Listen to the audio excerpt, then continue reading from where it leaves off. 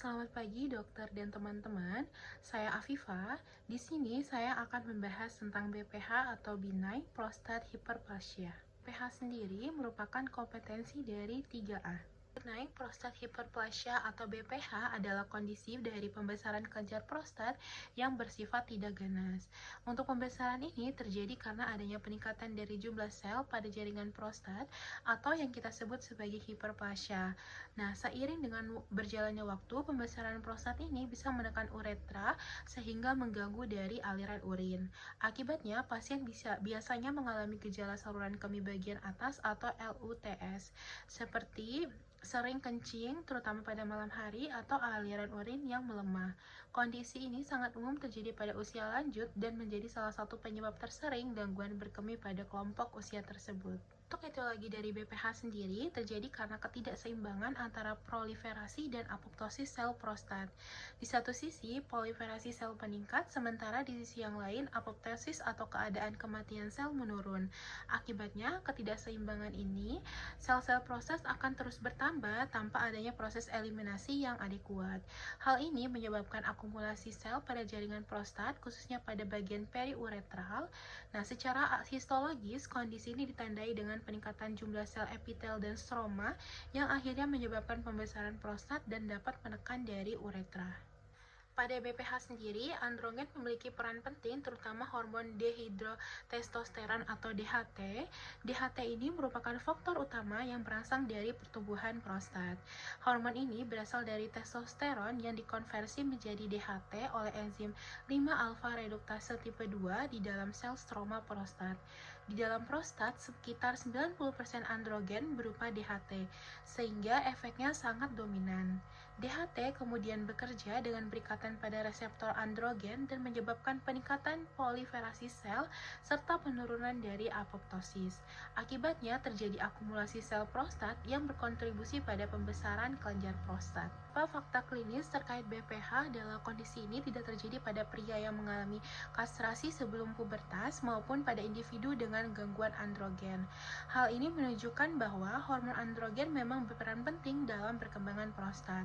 Namun menariknya, kadar testosteron atau DHT dalam serum tidak selalu berkorelasi dengan derajat dari gejala BPH, sehingga tidak bisa dijadikan satu-satunya indikator klinis.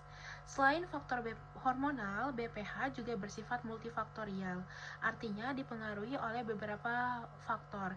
Contohnya penggunaan NSAID masih bersifat kontroversial karena beberapa penelitian menunjukkan adanya hubungan dengan BPH, sementara yang lain tidak menemukan hubungan tersebut. Selain itu, allopurinol diduga juga memiliki efek protektif dan kemungkinan memiliki penurunan stres oksidatif pada jaringan prostat. Pada anamnesis, kita perlu menggali riwayat gejala secara terarah pada pasien. Pertama, kita tanyakan dulu untuk onsetnya, sampai kapan gejala mulai muncul, kemudian durasi dan waktu terjadinya, misalnya apakah gejalanya berlangsung terus-menerus atau hanya pada waktu tertentu seperti malam hari. Selanjutnya, kita nilai dari derajat keparahan gejala, apakah ringan, sedang, atau sudah mengganggu aktivitas sehari-hari. Kita juga perlu menanyakan faktor memperberat dan memperingan dari keluhan, misalnya konsumsi cairan, kafein, atau obat-obat tertentu. Terakhir, penting juga untuk menilai dari tingkat ketidaknyamanan pasien karena hal ini berkaitan dengan kualitas hidup dan akan mempengaruhi dari keputusan terapi. Pada anamnesis, kita juga menilai dari gejala LUTS.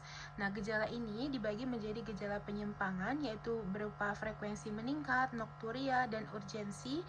Lalu yang kedua ada gangguan dari pengosongan. Yang pertama ada aliran lemah atau terputus-putus, mengejan saat buang air kecil atau stranguria, keraguan, buang air kecil yang lama, dan pengosongan yang tidak tuntas. Selanjutnya, kita juga perlu memperhatikan apakah ada tanda bahaya atau red flag seperti kecurigaan ke arah kanker prostat, gangguan neurologis seperti cauda equina atau Clennon spiral, serta retensi urin kronis yang dapat berujung pada gagal ginjal. Kemudian, penting juga untuk menggali dari riwayat pengobatan, terutama terapi dari BPH sebelumnya, penggunaan antikoagulan yang penting dalam perencanaan operasi, serta konsumsi suplemen atau herbal. Selanjutnya, kita juga harus menilai dari penyakit penyerta non-urologis yang dapat memperburuk dari gejala.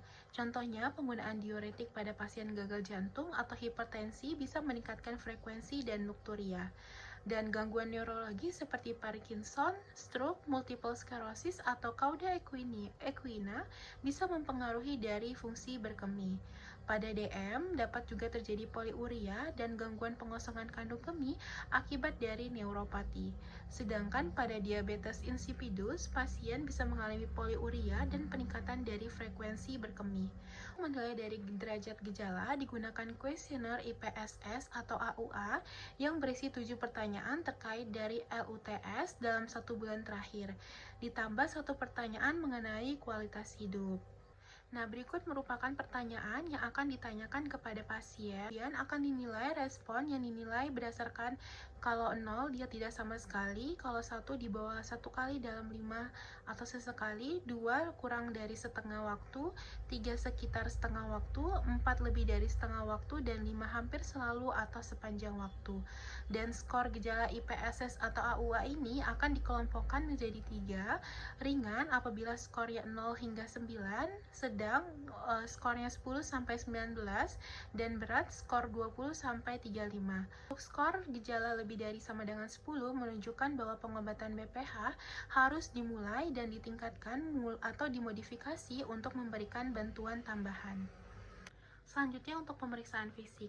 Pertama, pada pemeriksaan abdomen, kita menilai adanya nyeri pada kandung kemih atau pinggang, serta mencari kemungkinan apakah ada benjolan, massa, atau hernia. Kemudian dilanjutkan dengan pemeriksaan genitalia eksterna untuk menilai apakah ada stenosis meatus, kelainan testis, atau fimosis yang bisa mempengaruhi dari aliran urin. Selanjutnya dilakukan pemeriksaan neurologis untuk mengidentifikasi kemungkinan adanya neuropati yang dapat menyebabkan gangguan berkemih. Pemeriksaan yang paling penting adalah digital rectal examination atau DRE. Pada pemeriksaan ini dinilai dari ukuran, bentuk, simetris, nodularitas, dan konsistensi dari prostatnya. Pada BPH biasanya didapatkan prostat yang membesar, konsistensi halus dan simetris tanpa adanya nodul. Selanjutnya ada pemeriksaan penunjang. Pertama, dilakukan analisis urin untuk menilai apakah ada infeksi atau kelainan lain pada saluran kemih. Kemudian dilakukan tes darah, termasuk pemeriksaan fungsi ginjal dan kondisi dari metabolik pasien. Lalu selanjutnya ada juga pemeriksaan PSA atau prostat specific antigen yang dilakukan untuk membantu menyingkirkan kemungkinan adanya keganasan dari prostat. Selanjutnya, dilakukan juga pengukuran volume urin pasca pengosongan untuk menilai apakah ada kandung kemih yang mengosongkan diri dengan adekuat. Lalu bisa juga melakukan pemeriksaan aliran urin atau uroflowmetry yang digunakan untuk menilai dari kecepatan aliran urin. Selain itu, dapat juga dilakukan pemeriksaan tekanan atau aliran dan urodinamika untuk mengevaluasi fungsi kandung kemih secara lebih lanjut. Lalu bisa juga dilakukan ultrasonografi ginjal yang dilakukan untuk menilai dari kondisi ginjal dan kemungkinan komplikasi seperti hidronefrosis. Terakhir, bisa juga kita melakukan pemeriksaan sistoskopi yang dapat digunakan untuk menilai secara langsung kondisi uretra dan kandung kemih. Untuk diagnosis dari BPH sendiri ditegakkan secara klinis berdasarkan kombinasi dari anamnesis, pemeriksaan fisik, dan juga pemeriksaan penunjang. Untuk dasar utamanya adalah LUTS yang khas seperti nokturia, aliran urin yang lemah, histansi yang didukung oleh temuan dari pembesaran prostat pada pemeriksaan DRE. Selain itu, juga bisa menilai derajat dari keparahan digunakan dengan skor IPSS, dan IPSS akan mengklasifikasikan gejala menjadi ringan, sedang, dan juga berat, yang akan membantu dalam menentukan pilihan terapi pada pasien. Nah, sendiri, pasien bisa datang dengan retensi urin akut maupun kronis. Pada retensi urin akut, biasanya pasien mengeluh nyeri suprapubik dengan aliran urin yang lemah atau hanya menetes, dan bisa disertai dengan inkontinensia overflow. Untuk tata laksana utamanya adalah pemasangan kateter Foley untuk drainase segera yang bertujuan untuk mengurangi tekanan pada kandung kemih dan memperbaiki dari gejala. Selain itu, penting juga untuk mendokumentasikan jumlah urin yang keluar karena bisa membantu menilai dari fungsi kandung kemih. Selanjutnya, pada retensi urin kronis, kondisi ini biasanya terjadi dengan tekanan tinggi yang dapat menyebabkan hidronefrosis dan gangguan dari fungsi ginjal. Dan untuk penanganan awalnya dilakukan dengan kateter Foley dan drainase urin dan harus dibiarkan bebas tanpa ada pembatasan. Sedangkan untuk jangka panjangnya bisa diberikan terapi definitif berupa tindakan operasi seperti TURP atau alternatif lain seperti kateterisasi intermittent maupun permanen tergantung dari kondisi pasien. Untuk tata laksana dari BPH. Pada pasien dengan BPH simptomatik, tata laksananya dibagi menjadi observasi dan terapi medikamentosa. Pertama, dengan observasi dilakukan pada pasien dengan gejala yang ringan.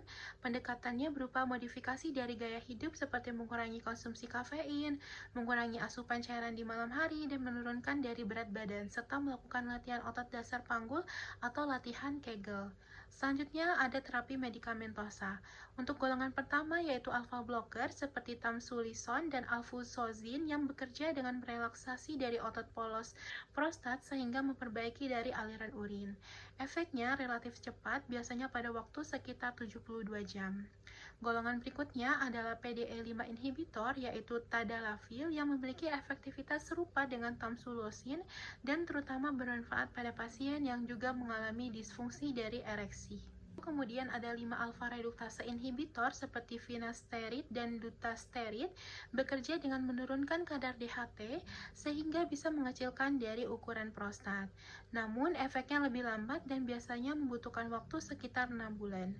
Selain itu, terdapat juga antimuskarinik yang digunakan untuk mengatasi gejala iritatif seperti urgensi dan frekuensi dengan contoh solifenansin, oxybutinin, dan terakhir ada beta-3 agonis seperti mirabegron atau vibegron yang bekerja dengan merelaksasi dari otot detrusor sehingga membantu dari memperbaiki gejala berkemih. Pada BPH, terapi bedah bisa dilakukan apabila terdapat indikasi tertentu. Indikasinya meliputi retensi urin, infeksi saluran kemih yang berulang, batu pada kandung kemih, hematuria persisten, gagal ginjal, serta kondisi yang tidak merespon terhadap terapi medis. Prosedur yang paling sering digunakan adalah TURP atau transurethral resection of the prostate. Tujuannya adalah untuk menghilangkan jaringan prostat yang mengobstruksi dan membuat saluran urin menjadi adekuat. Untuk TURP umumnya dilakukan pada volume prostat sekitar 30-80 ml. Keunggulan dari TURP sendiri sebagai gold standar karena mampu menghilangkan obstruksi secara definitif, dapat digunakan pada berbagai ukuran prostat, serta menyediakan jaringan untuk pemeriksaan histopatologi. Selain itu, terdapat juga elektrovaporasi yang bekerja dengan menguapkan jaringan prostat sehingga pendarahan lebih sedikit, namun prosedurnya lebih lambat dan tidak menghasilkan jaringan untuk pemeriksaan. Kemudian ada laser prostatektomi yang terdiri dari 2 teknik. Pertama, vaporisasi laser yang menguapkan jaringan dengan hemostasis yang baik sehingga cocok pada pasien dengan antikoagulan, tetapi tidak menyediakan jaringan histopatologi.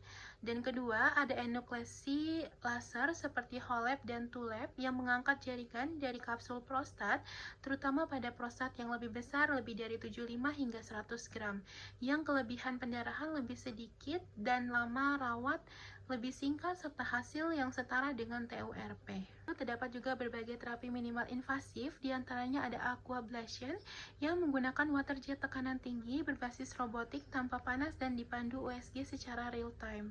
Kemudian ada dilatasi balon dengan paclitaxel yang bekerja dengan melebarkan dari uretra prostat. Lalu ada prostatitic uretral lift yang bekerja dengan menarik lobus prostat ke arah lateral untuk membuka saluran urin. Ini ada terapi uap air yang bekerja dengan injeksi uap yang menyebabkan nekrosis jaringan dan dapat menurunkan dari ukuran prostat sekitar 30%. Dan terakhir ada TUMT atau microwave terapi yang menggunakan gelombang mikro untuk menyebabkan nekrosis jaringan dengan efek samping yang relatif minimal.